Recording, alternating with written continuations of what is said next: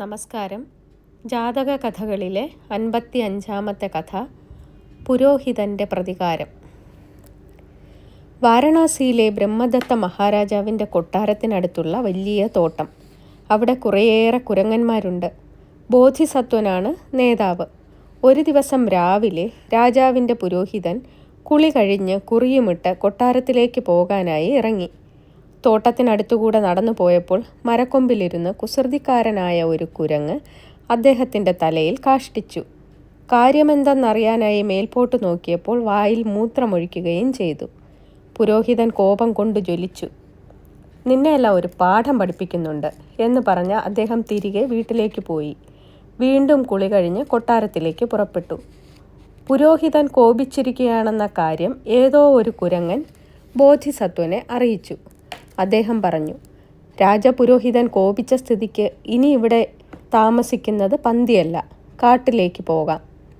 ബോധിസത്വൻ്റെ നേതൃത്വത്തിൽ കുരങ്ങന്മാർ തോട്ടം വിട്ട് കാട്ടിലേക്ക് പോയി അവിടെ താവളമുറപ്പിച്ചു. എന്നാൽ കുറേ കുരങ്ങന്മാർ ബോധിസത്വൻ്റെ നിർദ്ദേശം വകവച്ചില്ല. അവർ തോട്ടത്തിൽ തന്നെ കഴിഞ്ഞു. അങ്ങനെയിരിക്കെ രാജാവിൻ്റെ ആനപ്പന്തിയിൽ തീപിടുത്തമുണ്ടായി. ചില ആനകൾക്ക് പൊള്ളലേറ്റു. ആനവൈദ്യന്മാർ പല മരുന്നുകളും പ്രയോഗിച്ചു. പക്ഷേ ആനകളുടെ വ്രണം ഉണങ്ങിയില്ല. രാജാവിന് വലിയ വിഷമമായി. ഇനി എന്ത് ചെയ്യണമെന്ന് അദ്ദേഹം പുരോഹിതനോട് അന്വേഷിച്ചു. കുരങ്ങന്മാരോടുള്ള പക തീർക്കാൻ തക്കം നോക്കിയിരുന്ന പുരോഹിതൻ ഇത് തന്നെ അവസരം എന്ന് കരുതി. അദ്ദേഹം പറഞ്ഞു, പ്രഭോ, കുരങ്ങൻ്റെ കൊഴുപ്പ് പുരട്ടിയാൽ ആനയുടെ പൊള്ളൽ ഭേദമാകും. അത് കേട്ട രാജാവ് ചോദിച്ചു, ഗുരോ, അതിന് കുരങ്ങന്മാരെ എവിടെ കിട്ടും? അതിനാണോ പ്രയാസം?